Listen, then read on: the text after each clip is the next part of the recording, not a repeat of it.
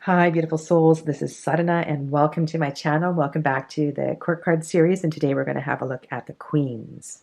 For those of you who haven't seen the previous two videos, if you want to know more about these decks or how I read the Court Cards, please go back and have a look at the Pages and the Knights video. This is the Naked Heart Tarot, the second edition, New Era Elements Tarot of the She and the Green Witch Tarot. And the reason that I chose these four decks to work with for this series, I will pull in other cards to illustrate certain points, but was for their diversity and perspective of how they portrayed the court cards.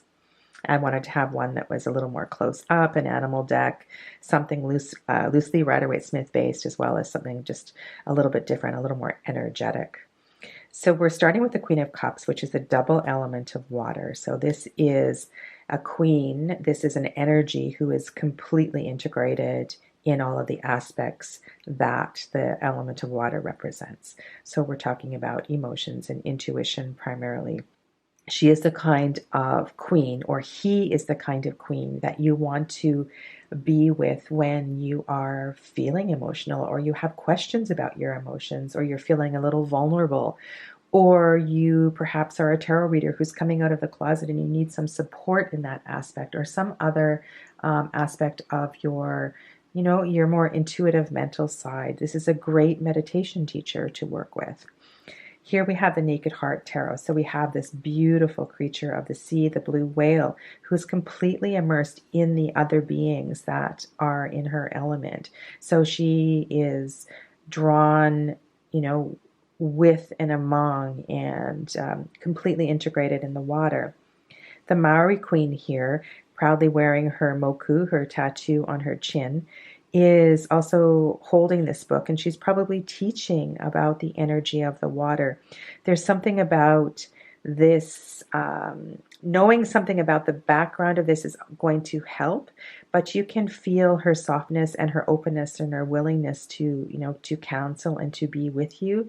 There's definitely a flow to the energy of this card, as is with this card here. So in the Tarot of the She, the water, all of the water quartz are called dancers. Actually, the whole suit is called Dancer, which is a beautiful way to describe the flowing energy of water. So of course, in certain cards, we're going to have stagnant energy as the water moves a little less. But here we have the power and the beauty of the stormy water, the stormy seas, and the calmer seas here. And then we have the Queen in the middle. So to me, this card shows that how comfortable and how integrated she is in any condition that the water may appear in, if that makes sense, right? So she is it's very much like a temperance card, right? She is in and among and completely immersed in her element. Now, this card is drawn a little bit different, and she does look separated from her element, but her throne is in the water. So I'm just going to leave it at that. It's unfortunate it's drawn with separation, but the let's just say the throne is in the water. If we look here, now this is also a Thoth-based deck. These two are Thoth-based decks. This is the Mother of Water from the Vision Quest Tarot. And here's another perfect example. Much like the Tarot of the She is completely immersed in the water, and you really get that sense of balance by the two cups held on either hand. Like, this is very reminiscent of the Two of Cups itself. We also see the lunar energy here, which is important to have in a Queen of Cups card, because this card is very closely connected to both the High Priestess as well as the Moon card. And so if in a reading you were to have the Moon card and or the High Priestess and or the Queen of Cups, you really want to kind of look at that lunar mental energy, maybe having to look at shadow aspects that the querent has not been paying attention to, kind of asking questions like, what am I missing? What should I be focusing on? Is there something that I have forgotten about? And be open and willing to talk about some of the more difficult things that might have been suppressed for some time. So yeah, really important to not forget the lunar connection to the Queen of Cups. Here's another deck that's a really good example of the Queen of Cups. And this is what I was talking to, is if you're having any issues with your emotions and you need somebody to talk to, this is a wonderful energy of a person to talk to about your emotions, about your vulnerability, about the challenging things that you're going through. This card also illustrates her ability to work as a medium. I see this kind of as, past life or other spirits just being in and around this one, and she's completely aware of their energy and their presence here.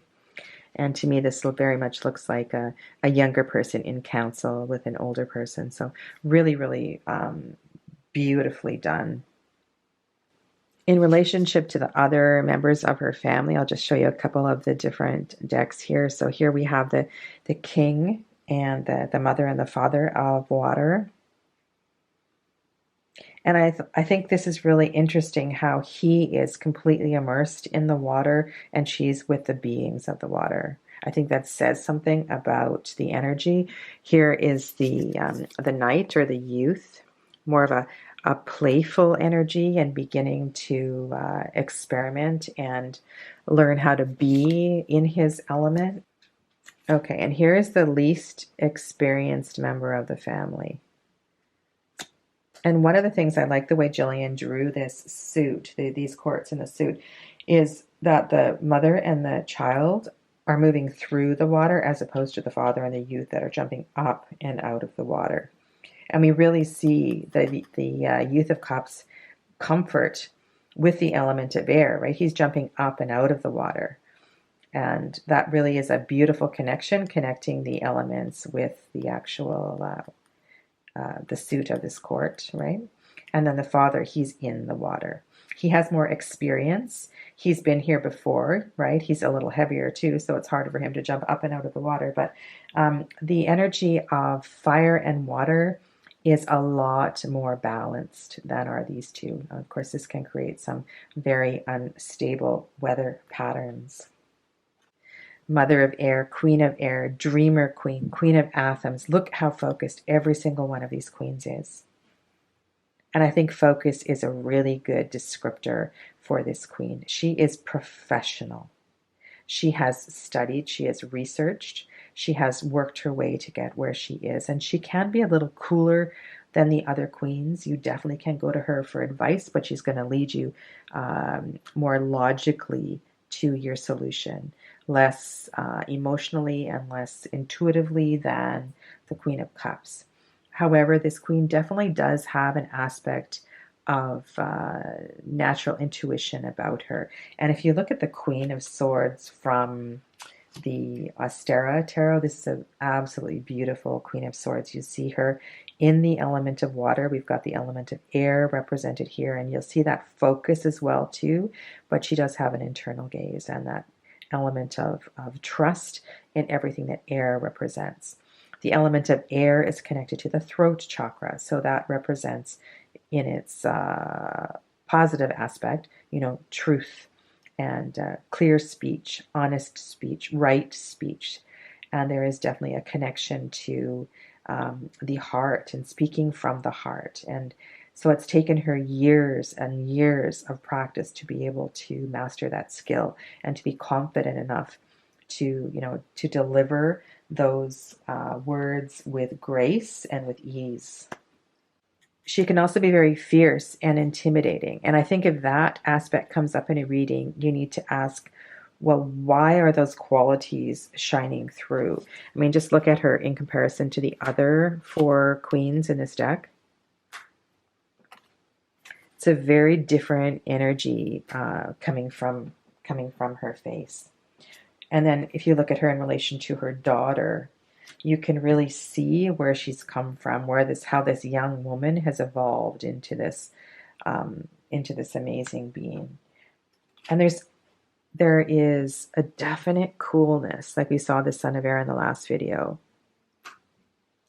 And the arrogance that I see here in the Son of Air is definitely it's been integrated very, very much into the Mother of Air. I don't see her as arrogant as all. I don't see her as arrogant at all. I see her as it is her right to stand up for what she believes in. It is her right to stand tall and proud, and she has really earned this position. And then here's the Father of Air. And I said in this deck, he is a lot more gentler than a lot of King of Swords in a lot of decks. And we'll look at the Kings in the next video. And I'll bring in some other Kings of Swords just to compare him to. But he's definitely, you know, a gentle giant compared to many, many of the ways we see the Kings of Air drawn. The Warrior Queen, Mother of Wands, Queen of Wands, Mother of Fire is definitely the most dynamic, passionate queen in the bunch. There is something about her that you want to gravitate towards. And I think the secret in understanding the Warrior Queen is to have a look here at these two triangles and remember that when the element of fire meets the element of water and these two triangles come together, we have the hexagram of the heart chakra. And so that is why you want to be in her presence. And if this queen comes up in a reading with, for example, the Temperance card, or perhaps maybe even the Judgment card, this is a beautiful indication that you have been doing your work and that you are on your path and that balance is, you know, attainable and within reach. Here's another card from Poppy Palin's deck. So we have the Queen of Wands here, but you can see her dynamic energy in balance, and she's creating music, right? She's creating harmony. She is creating, you know, peace and beauty, and there is a wonderful product as the result of her energy and her creativity and her fire. I know sometimes in certain decks it's really, really confusing how to tell the difference between the Queen of Wands and the Queen of Swords. And this is the Robin Scott's Urban Tarot, and I just wanted to talk to this Queen of Wands. So at first glance, you might say, well, she's a lawyer. I thought lawyers were Queen of Swords. Well, look down here. She's a public defender. She is not a high-paid suit. She's supporting and defending those who cannot afford to hire a high-priced lawyer. And so you've got a really, really different energy here. And also Robin has cleverly drawn the lawyer here in front of a water fountain. So we also see that balance between the water and the fire. Okay, so coming together to represent this really amazing energy of a super balanced queen. Okay, let's look at her in relation to the rest of her family. So here's the Warrior King. I know I showed this pair before, but it's a really good illustration. So here we have the fire and the water in harmony, in balance, in integration. And here we have the double fire element. I mean, he looks like the sun. Look at this king down here on his horse, on his hind legs, right? Charging ahead. Completely different kinds of energy. Fire, fire, fire, water, right? Fire, fire in balance with water. And then we have the Warrior Prince, who is fueled by air. So it can get so out of control.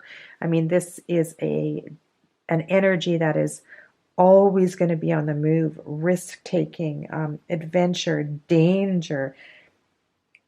Just think of all the things that can happen when we fuel fire with air, and it will give you a pretty accurate picture of how spirited this energy is. And then here's the younger, the least experienced, who's beginning just to get a taste of what it means to be in this family, playing with fire, perhaps lighting her first flaming arrow, but so beautifully illustrated in connection with the element of earth. So I think this is really one of the strengths of the Tarot of the She, is that it really gets the elements right in relationship to each of the quartz and each of the suits. Lastly, and certainly wholeheartedly, we have the Queen of Pentacles, the Maker Queen, the Mother of Earth. She is the one who will have a pie in the oven, either made from ingredients she has grown herself or sourced from the local farmers. She is completely integrated in the elements, and you'll see that balance of elements in her home, in her work, all around her, on her altar. Here in the Tarot of the She, you get a really good flavor for that. She is one with the tree. She is the tree.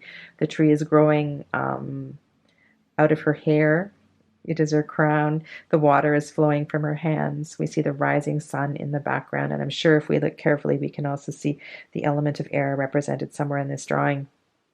And you really do get that kind of sense of groundedness and rootedness and family and home and hearth and welcoming with all of these images here. One of my favorite Queen of Pentacles is this one from the Textured Tarot. You really get that deep connection of the energy of the human being with the earth, and that strong sense of belonging and the right to be here. And so nothing as far as the root chakra goes is out of balance with this queen. She knows that she belongs here, and she has this deep, earthy, rooted connection, and you feel safe around her, and you feel warm, and you feel comforted, and you feel like you really belong and you're part of the family. Here's the Queen from Poppy's deck, which is, like I said, right, the farmer's market kind of idea with that, eating well and eating healthy and eating from the earth. And there is no imbalance with the element of air for sure in this queen. So we're looking at earth and water. So we do have to be careful of becoming too slow, too sedentary, possibly too heavy from eating too much. But generally speaking, the energy here is super warm and loving and caring and all of those things. Yeah. I really, really love working with the Queen cards. And when they come up for people, sometimes I feel that it's just been a disconnect with mother in general, and really, really important to look at how you can bring in that nurturing aspect into your life. So remember, I see the court cards as a reflection of energy that's probably missing in your story, missing in your life. And so you need to take greater care and attention and bring some focus to that energy. And whether that is represented as another person in your life or as yourself, it really doesn't matter. And I think too much emphasis is placed on that in a tarot reading. Well, is this somebody else or is this me? Doesn't really matter. This energy is being reflected back, and you need to pay attention to this at this time. So let's have a look at the Suit of Pentacles in the Green Witch Tarot. So here's her counterpart, the King of Pentacles. Always great that they're facing each other. And he also, you see him outside, and this tendency with the Suit of Pentacles is to be a little heavier in the physical body. This, of course, connects to, if you're familiar with the practice of Ayurveda, this connects to the dosha of Kapha. And then here is your slower moving Knight of Pentacles. And then here is the Page, who represents the double element of earth. So there's this deep connection between the Page of Pentacles and the Queen of Pentacles. And so you want to watch for that when that comes up in a reading. And then, of course, I guess we have to ask, what is the difference between the Queen of Pentacle energy and the energy of the Empress? So that is a big question, and there's lots of things I could speak to here. First of all, the Empress card is a major card. So this is going to represent a milestone. It's going to represent a shift, a major shift in your life. The Queen of Pentacles is quite a quiet card. I feel like she has already accomplished so much. So there's no need for her to stand up on a soapbox. There's no need for her to be in the forefront. She's quietly going to work in the background, looking after everything and doing an amazing job at it. Whereas the Empress is going to take charge. and she is going to be in the foreground. So I see the energy same, but different. And yeah, I think we should discuss that in another video, because that's really kind of a cool question, and we can pull in different pairs of different court cards with different major cards and look at the subtle differences in their energy, because I know that often can be confusing. Yeah. Beautiful, beautiful Earth Mother in this deck. Please let me know if this video has clarified or muddled your perception of the queens, and I will reorganize all the cards and prepare to do the king video shortly. Let me know if you have any questions, and I'll be happy to answer those in the comments below, or I could add that into the king video, or perhaps a kind of a summary video when we wind this all up. Thank you for watching. Stay well, and namaste.